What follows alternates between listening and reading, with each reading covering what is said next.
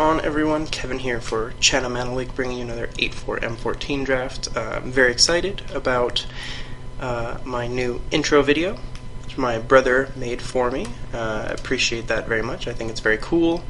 I say take that to hooting owls, suck on that to monitors with fireballs coming out of them. I have a fully animated video.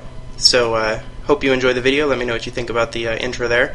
And I created the music for that. Not that it's anything too fancy, but it kind of goes with it. So we're going to launch an 8-4 here, but very excited to have my very own intro video with my channel name and all that stuff. So see what we open here. Door of Destinies. Anybody in here that's nobody I know. Alright. Anyways, Door of Destinies is not going to be what I take here. I've heard of it working very good in sliver decks. That's probably the only place in this format where you can really play that card and have it be kind of playable. This is not a strong pack. I would say the best cards in here are the Bailiff and the Tusker, so both green cards. The Maulhorn's pretty good, and the Sea Kite's pretty good, and the Curse of Spirit's pretty good, and Frost Breath is good if you're aggressive, but I found this format to be pretty slow so far, so I don't like this as much as I did originally when I thought it was going to be a more aggressive format. So, I think in a vacuum, Colonian Tusker is probably the best card. It's hard to beat a 3/3 for 2. You have to be pretty heavily green to be able to cast it on turn 2. If you're not that heavily green, the Bailiff is better, but I think I'm just going to take it and hope to get kind of heavy green. Alrighty then. Not really sure what was taken out of this pack because the rare's pretty good in the right deck. The Battle Sliver is pretty good for people who want to run slivers. And there's no other good uncommon taken, so think of common, maybe Doomblade, I guess. If you're thinking of commons that you would take over some of these cards, maybe Doomblade, maybe Pacifism. That's probably all I can think of. Another interesting pick here, I think the Rumbling Bailiff is pretty strong, and I might snap it up here. I also could take the Battle Sliver and see if slivers appear to be open. To try to go slivers, to be fair, I haven't drafted any of them in my online drafts here, but I've recorded. To want to go slivers, I want to open like the Double Strike Sliver, which is I think the best one. The Diplomats are probably pretty good, but I don't know if they're good enough to make me want to go off green, so since I said I want to be heavy green, we'll just take the Bailiff here. And we'll just keep going with the Vastwood Hydra. This guy's not amazing, and he's pretty slow, but he's worth it. I mean, you pay 6, you get a 4/4, and when he dies, you get to distribute your counters. Obviously, you can do it for some other amount, but paying 5 for 3/3 is not really all that amazing. He's obviously better if you can cast him late. Not an amazing card, but pretty good if you're trying to be heavy green like we are. Other choices here, not much really. In fact, I mean, Seacoast Drake is a pretty fine defensive card for a blue deck with the 3. I found there's a lot of guys that are like 2/1 or 2/2, and the 1/3s can block them very well. So I actually think like Seacoast Drake and the white 1/3 flyer with the Vigilance are pretty strong in this set. They're not going to win you games, but they can delay the game long enough to let you win, which is pretty good. If it weren't for the Hydra, I'd probably take the Troll Hide, but this probably means the people to our right aren't green. It looks like blue's being cut pretty hard. Sea Kite's pretty good, but there's so many good blue cards when that's the only one you see. It's probably something's been taken. I'm just going to take the Hunt the Weak. If we can go mono green, that's fine, and green doesn't have a lot of removal. I'm not shooting for mono green, but since we're pretty heavy in green with 3 double green casting costs, so we'll run a removal spell there. No green in this pack, so we are going to have to take something else. Let's see. Celestial Flare is probably the best card in the pack, but it's double white and we're so heavy green. I don't think that's really what I want to do. We've seen little blue tricklings, but I don't think Scroll Thief, we don't really have a way to get it in there unless we see some condors or something. So we're pretty open on picking a second color here. It's not going to be Ring Flesh. It's either going to, I think it's probably the Goblin Shortcutter, the Scroll Thief, or the Mark. Mark is okay in a green deck. These guys don't have evasion, but they're powerful. I think I'm gonna take the Mark of the Vampire and see. Wow, that's a super late pacifism. I think if you see a pick 6 pacifism, that means no one's probably white. It's been heavily discussed that white is the weakest color, so I don't really need to go into that right now.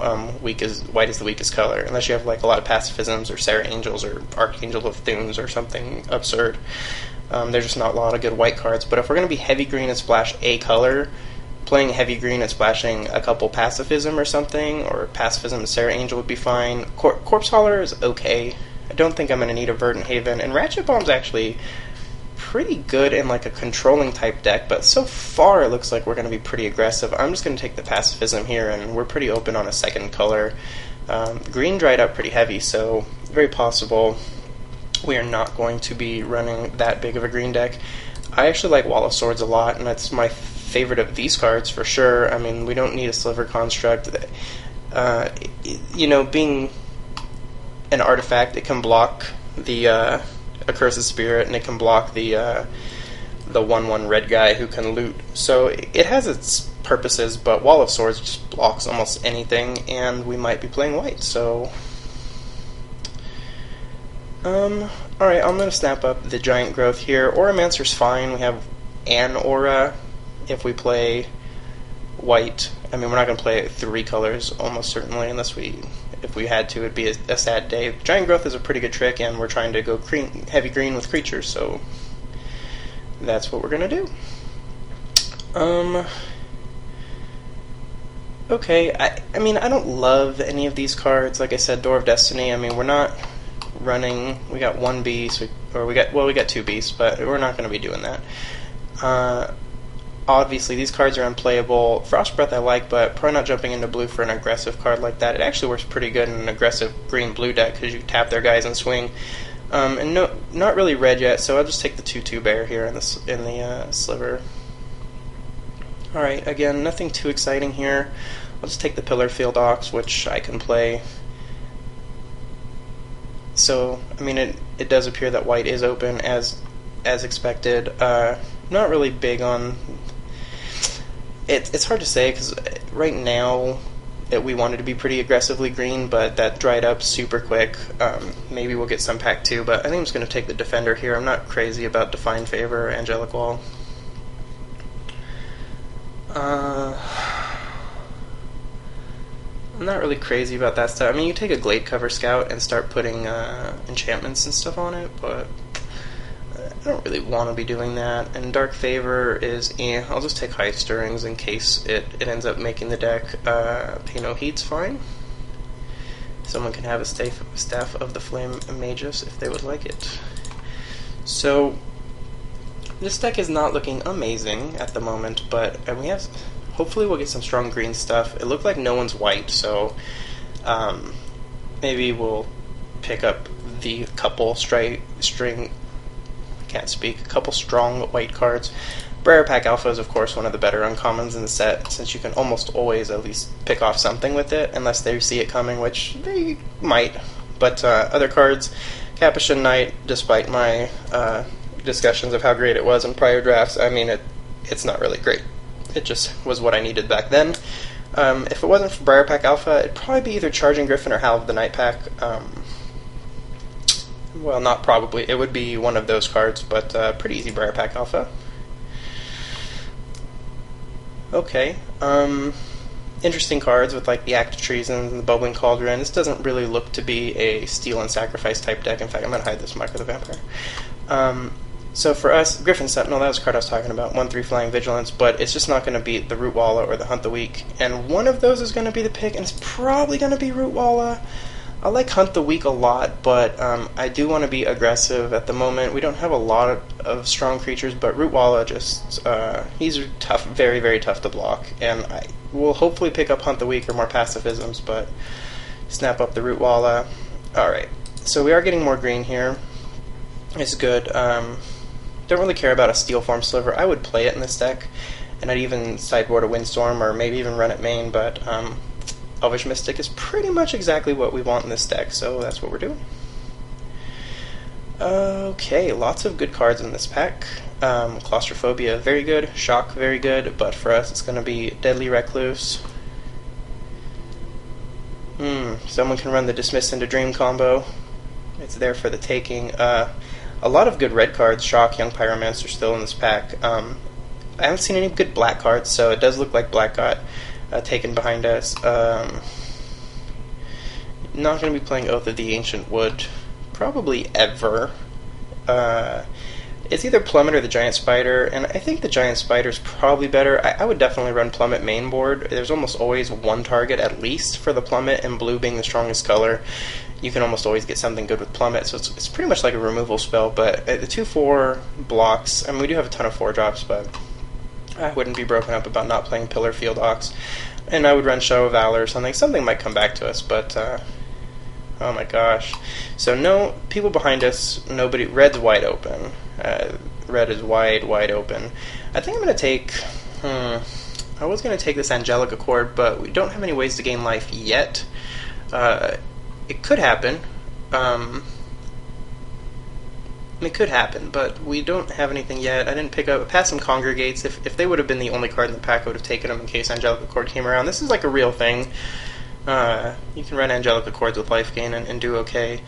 Not going to do Show of Valor, so it's either Fortify or the Angelic Accord, and Fortify is pretty good, especially in a deck full of creatures, which we're not full of yet, but we're hoping to be aggressive with creatures, and I think because of that I'm going to take the Fortify. This isn't really a deck where I'm trying to hang around and gain life, and it's more of a control card.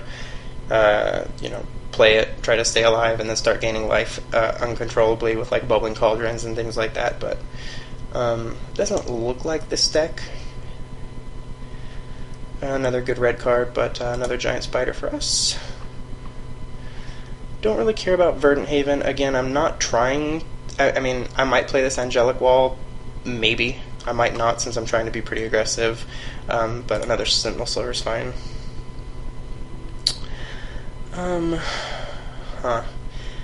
I want 5/5? I mean, I guess I do have a couple slivers, but I mean, 2/2 trample isn't gonna 2/2 trample and 1/1 tramples don't do a lot for me. Is that or a Capuchin Knight who is not amazing? I mean, I guess Stonehorn Chanter too, but I just don't like paying 6 for a 4/4, even if it has an okay ability.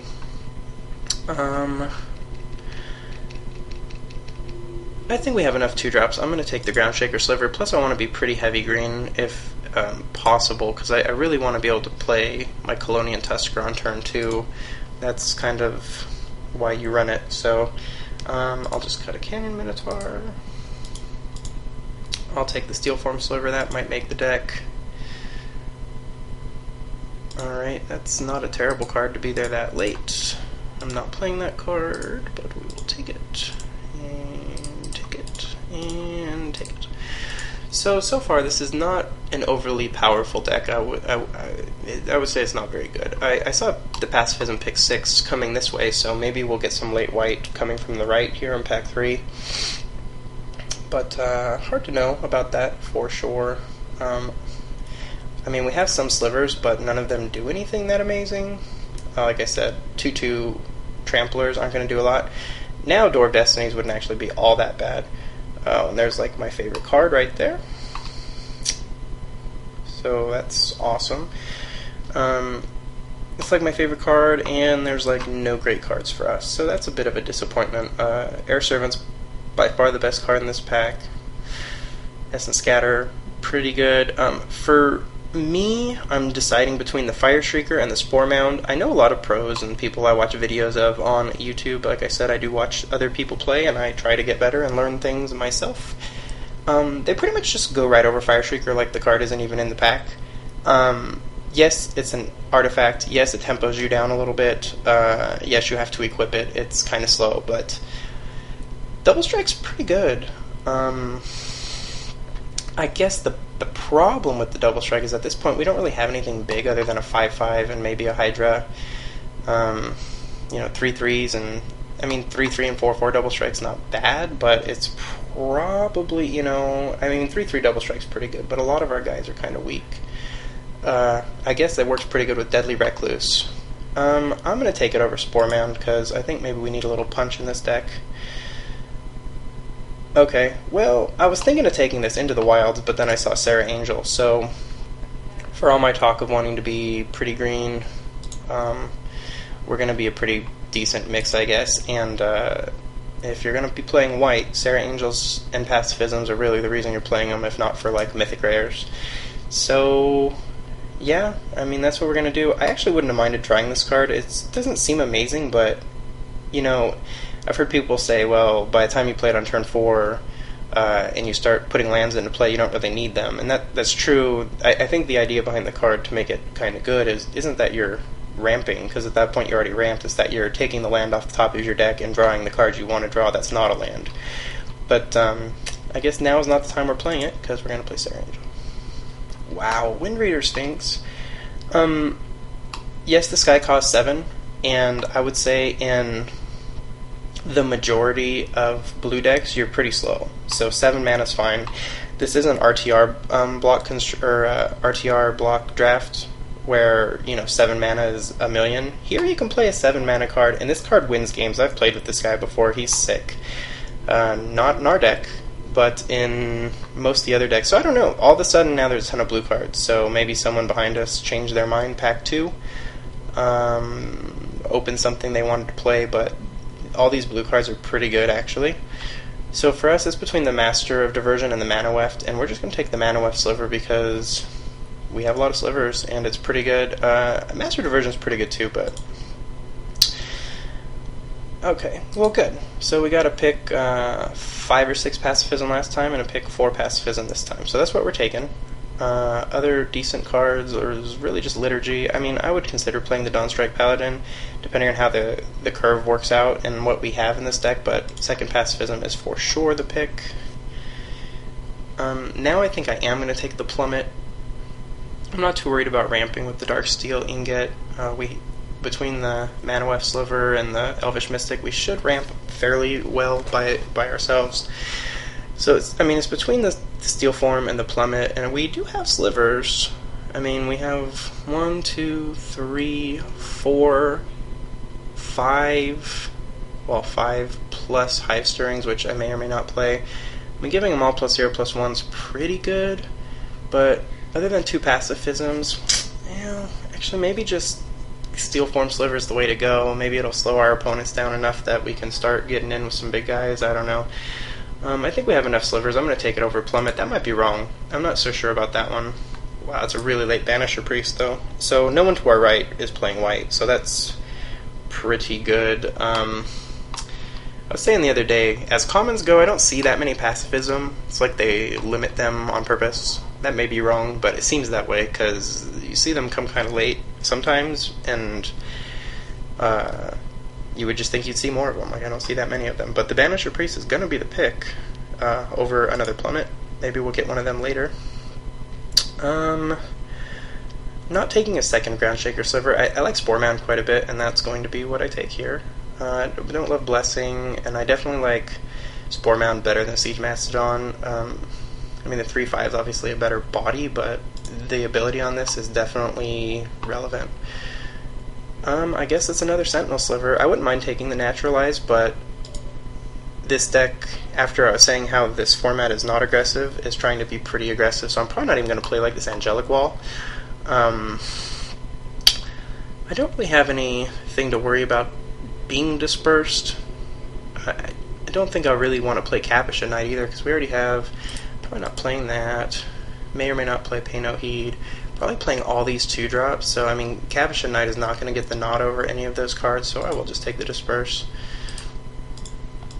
This time I will take the Plummet, otherwise I would hate the Frost Breath. And I don't think I'm playing that Dawnstrike Paladin, but we'll snap it up. None of those cards really matter. Play as many Suntail Hawks as we want.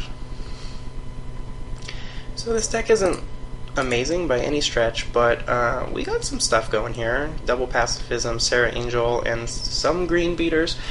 Green wasn't nearly as open as I thought it was after our first 4 picks, so someone must have started snapping some stuff up, but we still ended up with a pretty okay deck. It is maybe even more white than green, but our green early is super important, so we'll probably still play more forest than plains, and Banisher Priest is good even late in the game. Most of our plains require 1 except for the Sarah Angel. So I will come back and talk about why I pick what I pick and how we're going to run the deck. Alrighty, well this is the 22 I've come up with. Actually have tons of playables here. I decided against the Ground Shaker Sliver because a whole bunch of 2-3 tramplers isn't going to do a ton probably. I decided against the Dawnstrike Paladin because it just doesn't do a ton. And then really was left with these. I decided against Hive Stirrings because most of our slivers give +0/+1 or Vigilance, and 1/2 isn't all that strong. So really kind of came down to these guys, and it's Wall of Swords, well, really strong and able to block just about anything. I really would play it in almost any deck, but we're trying to be so aggressive. I think playing creatures is better. We can sideboard it in if we need to.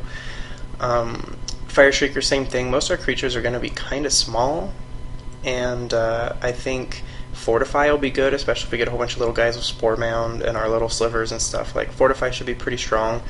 I don't think Fire Shrieker is going to probably do it. So I'm really down to these 3, and I think playing Plummet is actually probably good. I'll sideboard it out for a Sentinel Sliver or a Pay No Heed or something, but if I need to. But I think almost all decks have flying in them. I guess Red-Green maybe has no flyers, and it'll be a dead card, but that's what I think I'm going to do. So 1, 2, 3, 4, 5, 6, 7, 8, 9, 10, 11... 1, 2, 3, 4, 5, 6, 7, 8, 9, 10, 11, 12, 13, 14, 15, 16, 17, 18 to 11.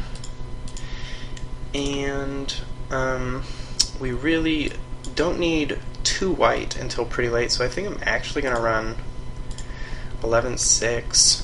Really want to hit double green early, and really cannot miss out on green turn 1 or turn 2 for these things. I mean, 10-7 is probably safer. I guess maybe for Banisher Priest, maybe 10-7's better. I mean, I don't want to not hit a white, so yeah, I guess we'll go 10-7 and see how that goes. So we'll go to round 1 and see how it goes. This deck doesn't feel amazing, but it might have some potential. I don't have a lot of ways to win the game, which is a problem. So if Sarah Angel doesn't get there, we need a whole bunch of guys to swing in and win with a Fortify or something, but let's go see how it goes.